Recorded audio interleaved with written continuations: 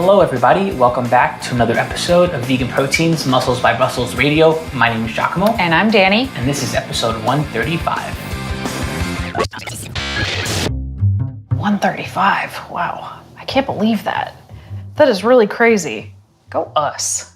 Go Christina, really. This has nothing to do with us. It's all Christina editing this podcast, otherwise it wouldn't happen. I like Christina editing the podcasts because she's just one afternoon just cranking them out, and she's our sound is improved tenfold, and then we get to just focus on the conversation. Not the Which editing. reminds me, we're approaching the end of the year, which I can't believe I'm saying right now, which means we need to start drawing up what all of our topics are going to be for the podcast in 2024. If you guys have some ideas, please, if there's stuff you want to hear about, let us know. Shoot me a message on Instagram. It's at VeganProteins, or 𝐿𝐿𝐵𝐿 is at Muscles by Brussels. You can email us, coach@veganproteins.com.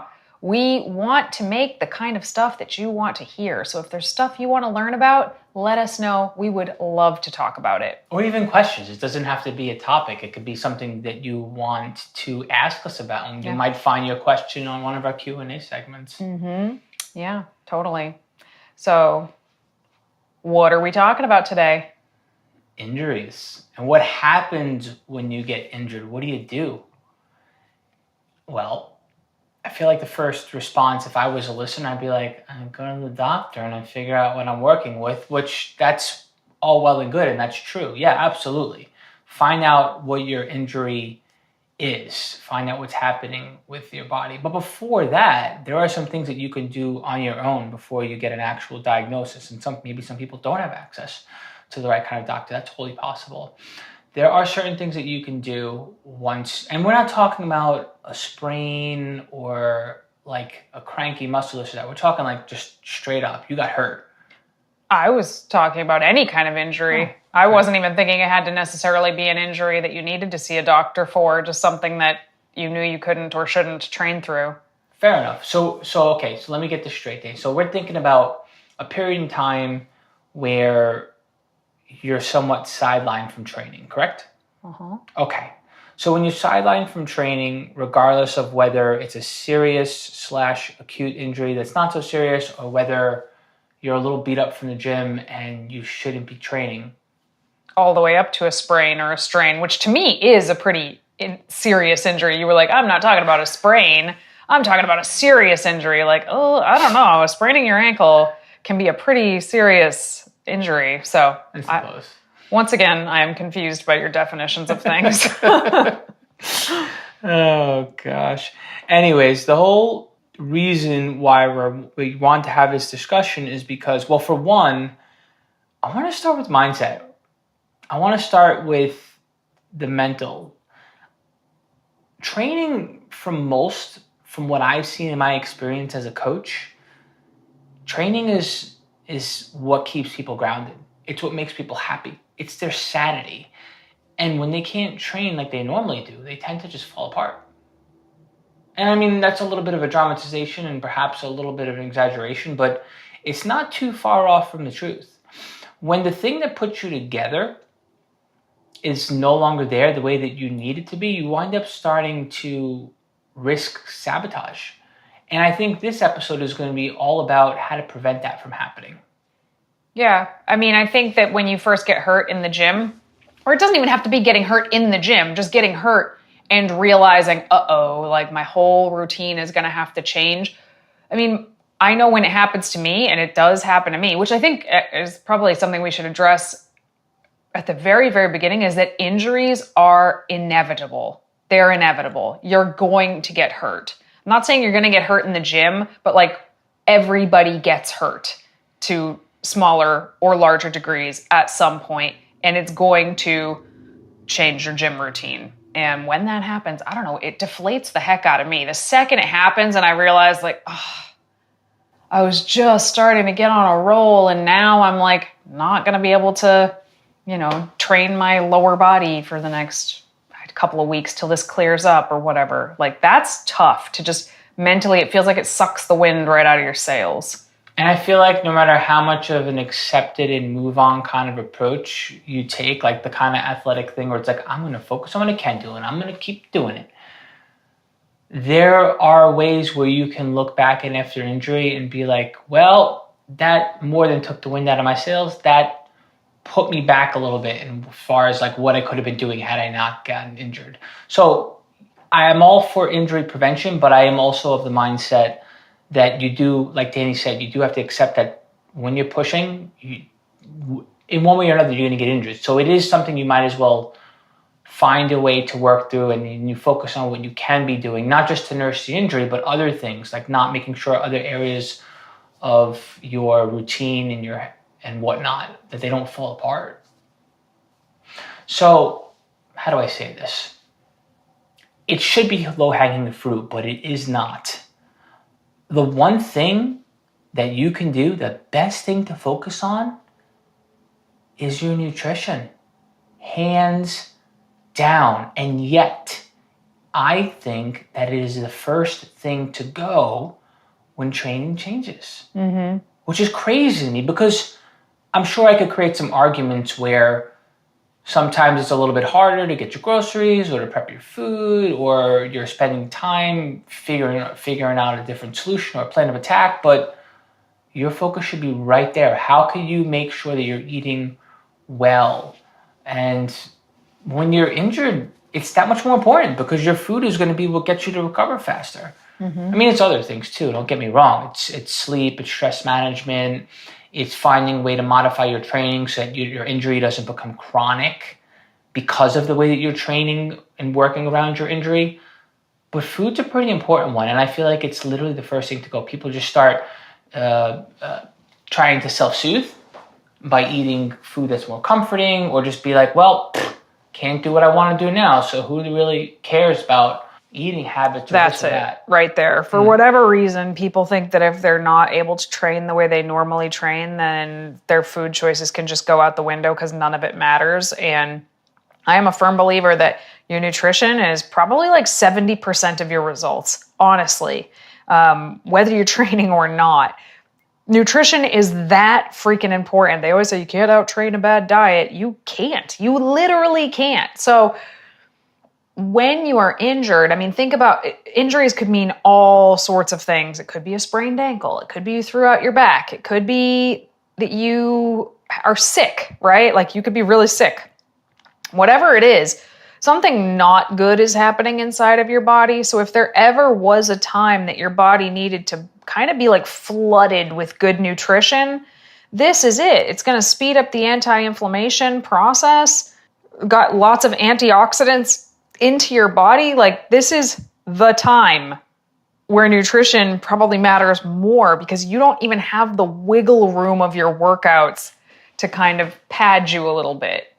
And the irony of it all, Danny, is that the injury probably happened because that person, well, not in all scenarios, but in the scenario, the picture that I like to paint here is the injury that happens when someone is doing a lot of things right, that you have to accept as part of the process.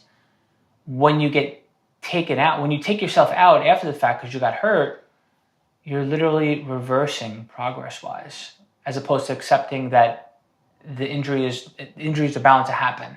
So you're doing a lot of things right, you're working your body composition, you're putting on muscle, now all of a sudden you get hurt. Now what do you do? That whole, oh, whatever, it doesn't matter.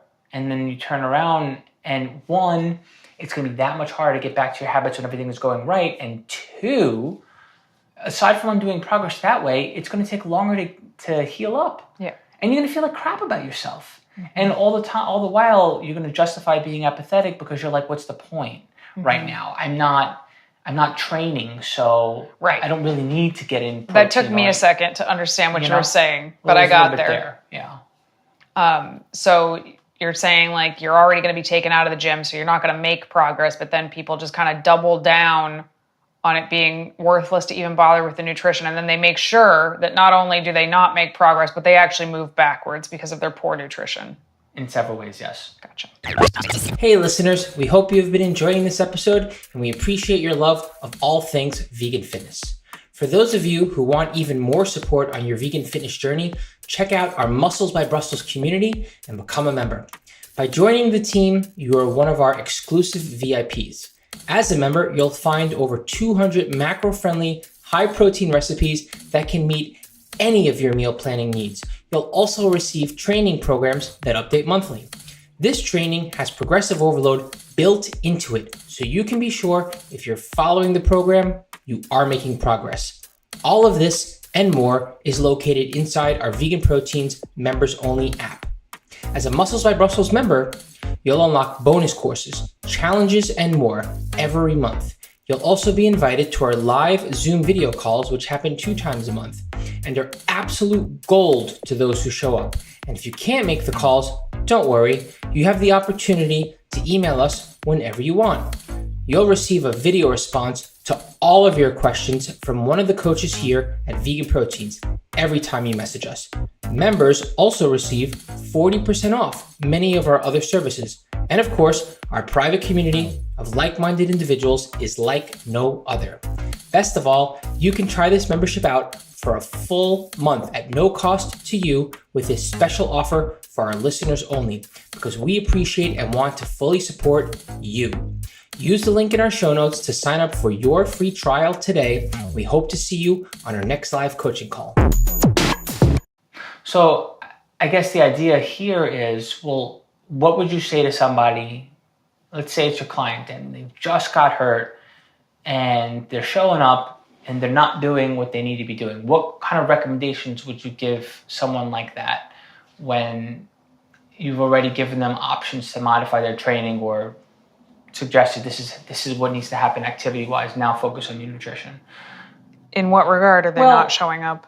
Compared to the way they were doing things before they got hurt. I don't understand what you're saying, though. In what regard are they not showing up? When I mean showing up, I mean they're checking in with you. They're not avoiding. Because sometimes, other times... I don't understand what you mean. You said they're not showing up. No, they are. Someone checks in with you. They're your client. And they were eating a certain way. Now all of a sudden they got hurt. What do you tell them to do? I would explain all the things that I just explained, that we just talked about, that you're making sure that you're moving in the wrong direction by continuing to just eat whatever. I mean, it's hard to say exactly because it's not a person that actually exists, but I would let them know all of the consequences of these actions. And, you know, especially if they're working with me during that time, I would remind them that we don't have eternity together necessarily. So make the most of this time, you know? Yeah, for sure. I still think it makes sense to continue to focus it to getting in a certain amount of protein. I think eating even healthier is probably a good thing, like healthier than you normally would, right? Flood your body with nutrients. Also, we tend to recommend that someone eats a little more than they were before they got hurt, just so they heal up faster. It depends on the situation. Not always, but it is something we suggest at times. Yeah. So, you got anything else you want to add to what to do as far as eating habits go when someone falls off track, mindset-wise maybe? Don't try to eat less.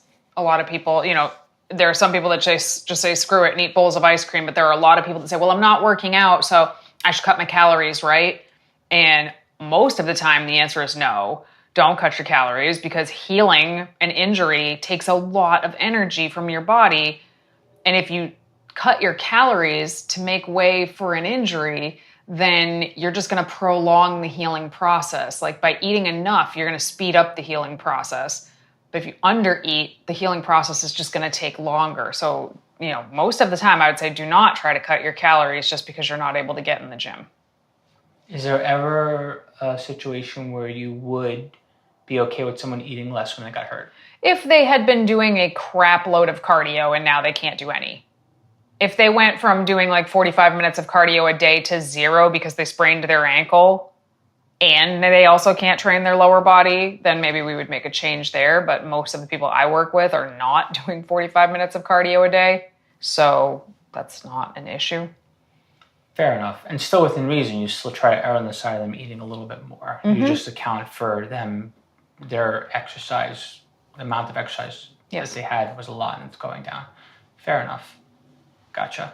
Well, and then the other thing is, well, what do you do as far as when you got hurt? Like, what kind of ways do you modify someone's training? How do you get them to a point where they can safely train again? Why don't we start there? Well, the very first thing I do when someone gets hurt is we go through and modify their training, because rather than just say, oh no, I can't train, I am constantly thinking, okay, what can we do right now? That is the very first thing I think when someone gets hurt. What are we capable of doing right now? And sometimes this requires like a good amount of out of the box thinking.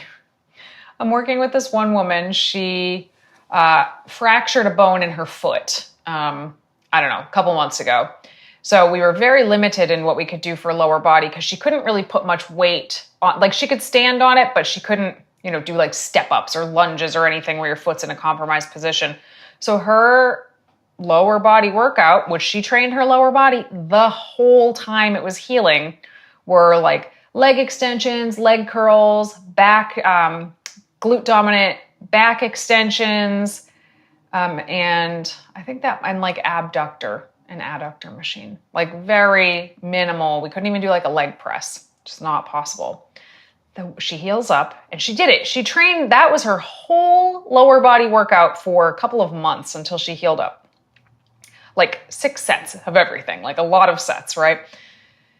And then she took a karate test, and she like basically hurt her hand really badly during the karate test. So now her foot is better, but her hand is like busted up.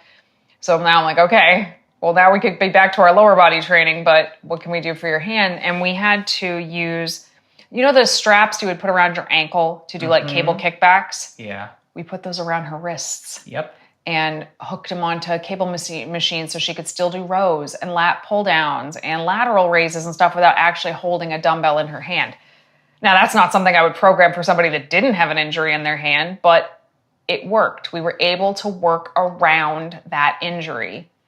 And you can do other stuff too. Sometimes someone can have a shoulder injury and you avoid overhead pressing, and you can still wind up training their shoulders with lateral raises, for example, or the type of overhead pressing can change from like a barbell to a machine, for example.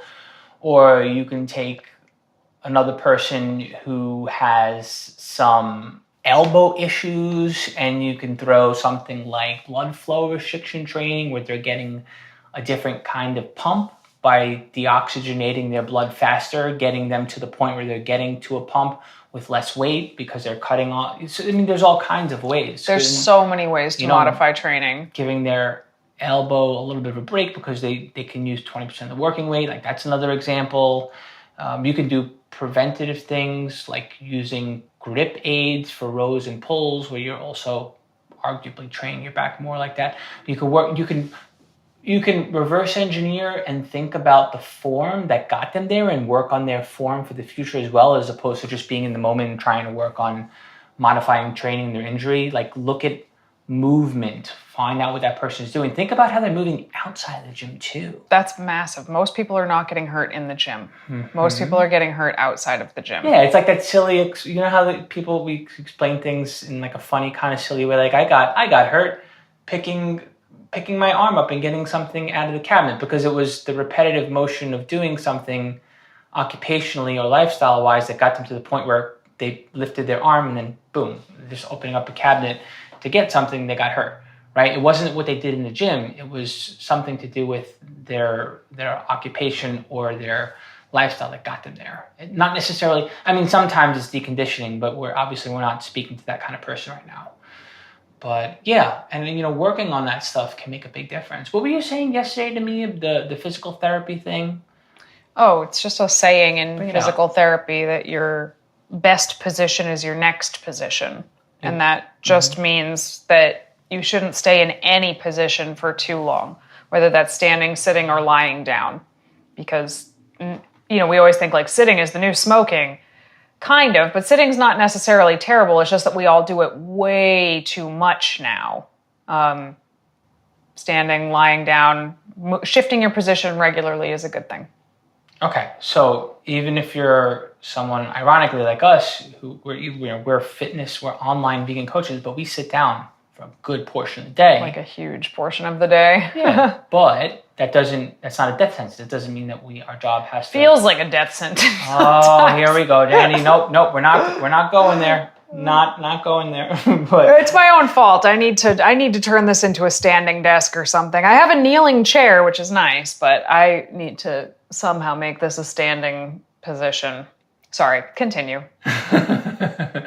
That's all right. So, but the point here is that there are things that you can do without forcing more activity into your workday, because you can't, because you're required to be at your desk, to be a little safer outside of the gym, which will lessen your chance of injury, like moving around a little bit, changing positions. That being said, what you do inside the gym matters too, the way that you move. So when someone gets injured, it is helpful to look at their movement patterns, especially if they haven't been showing you how they move. And you can do this on your own too. Just whether you have a coach or not, obviously having a different set of eyes and the experience, having that kind of person does help, but you could do video analysis on yourself. Mm-hmm. Because you can't look at yourself when you train. You're too focused on lifting. If you're looking at yourself when you train, you're probably training with bad posture and you're not focusing on your lift. But if you can record yourself and then look at the lift after the fact, you can get a lot out of seeing how you move and making sure. And in mobility helps as well, right? To focus on mobility. So there's a lot that you can do. Stress management, breath. I mean, I'm just throwing tips out here like rapid fire, because there are a lot of things that you can do outside of modifying your exercises just to be able to continue to train. And these are things that you can do to like sort of course correct a little bit, you know? So that's stuff we think about also. So we talked about training modifications. You and I were just talking about things that you can do to be in a healthier body outside of the gym so that you're less likely to get injured inside of the gym. And we also talked about how to assess in the gym. We talked about nutrition. What about how to assess the level of your injury when you get hurt? Okay, interesting. Well, that's so tough, because sometimes injuries happen right away. You ever do something and the second you do it, you're like, oh shit, I am hurt. That does happen, and I think very obviously if that happens, like, call it a day. But I also think like almost as many injuries kind of start very slowly and get worse. This happens a lot with back problems. People will start to feel like, a little twinge in their back, and then over the next 24 hours, that thing seizes up and they can barely move. So that is a lot tougher. But, soreness and muscle tiredness or fatigue in the gym is a normal thing to feel.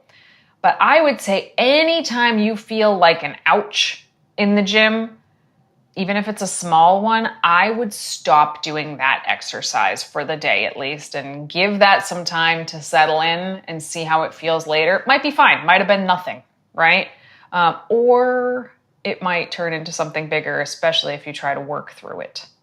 12 hours later, it's still there and it doesn't feel like muscle soreness. How much time do you give it before you start to really assess what you're working with? At least a few days. Yeah. I mean, at least a few days. I would do like a RICE method, arrest, ice, elevate, and compress. If that body part made sense for that, then I would do that for a few days. I would try to really lay off that body part for a few days.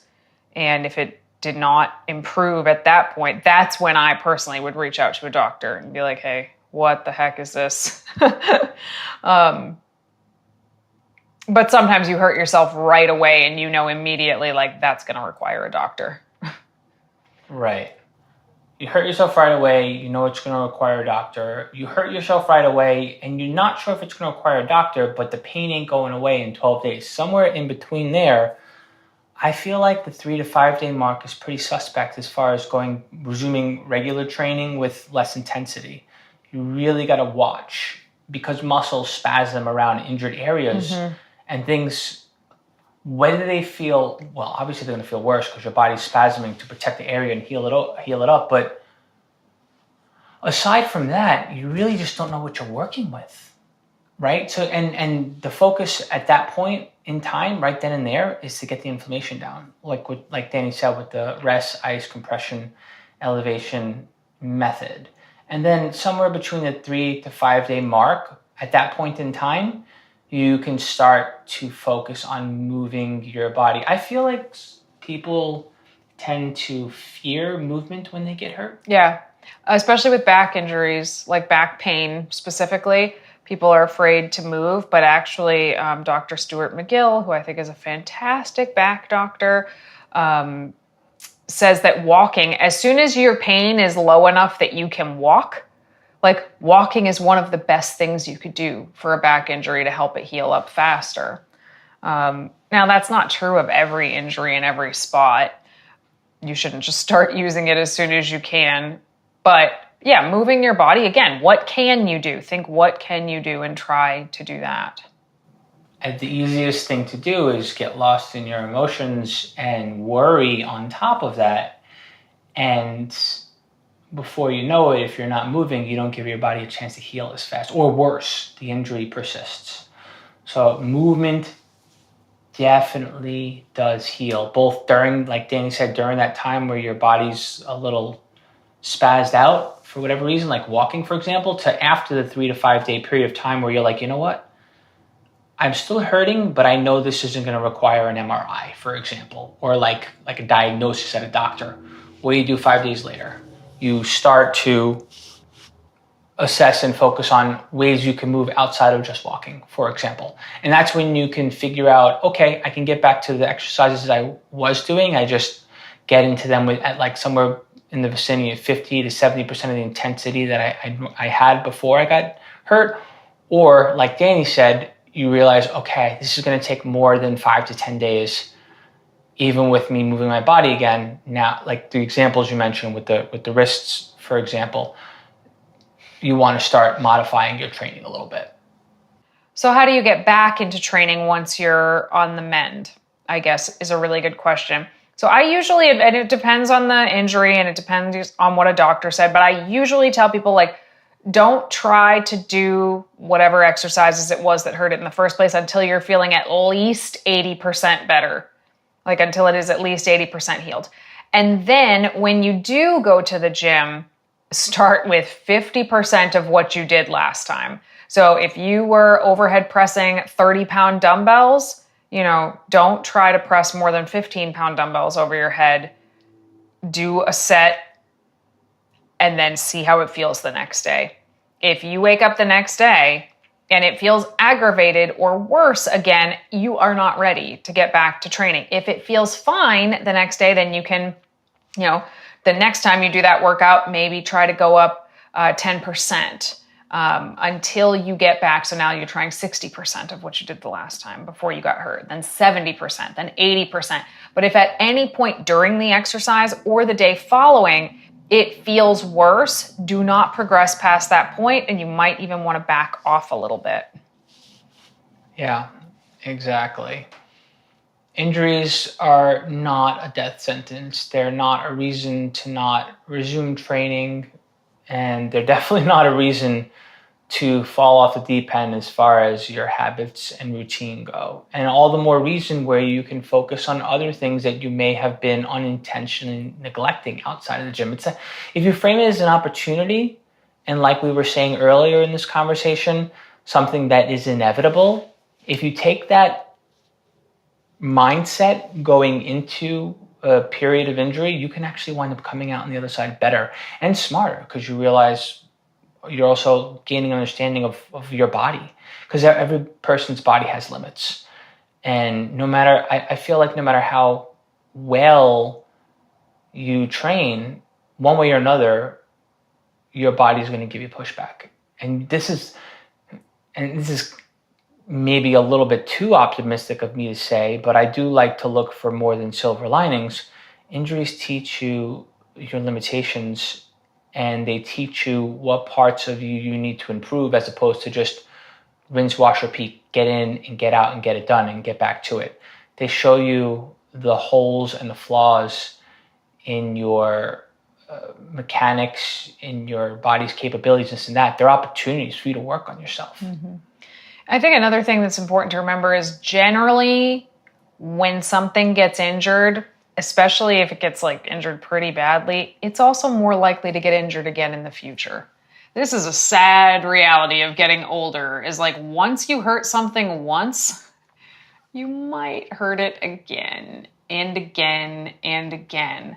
So, you know, this type of thing where it's like a recurring injury that pops up regularly, that's like doctor territory. Like, go to a doctor, they'll probably refer you to a physical therapist. And we didn't even touch upon physical therapy. So physical therapy can be wonderful, or it also can feel like a giant waste of time, I have found. So I've been to physical therapy for a bunch of different injuries, and just like a lot of professions, it really comes down to the individual. So if you find a physical therapist that is really helping you, like, try to stay in that person's network if you can, because there are a lot of physical therapists, quite frankly, that I just don't think are very good or very helpful. They give you stuff you could have Googled on the internet yourself. I remember when I was going for a shoulder injury, when I had frozen shoulder, this was the worst. I was literally at the gym doing like lat pull downs at 100 pounds. And then I'd have my physical therapy appointment a couple hours later, and they would have me doing lat pull downs at like 10 pounds, but for like 30 reps. But I'd be like, guys, I literally just did 10 times this weight like 2 hours ago. You're not listening to me. And it was just like they didn't say, hey, don't do that at the gym. That would have been a different liability thing, maybe?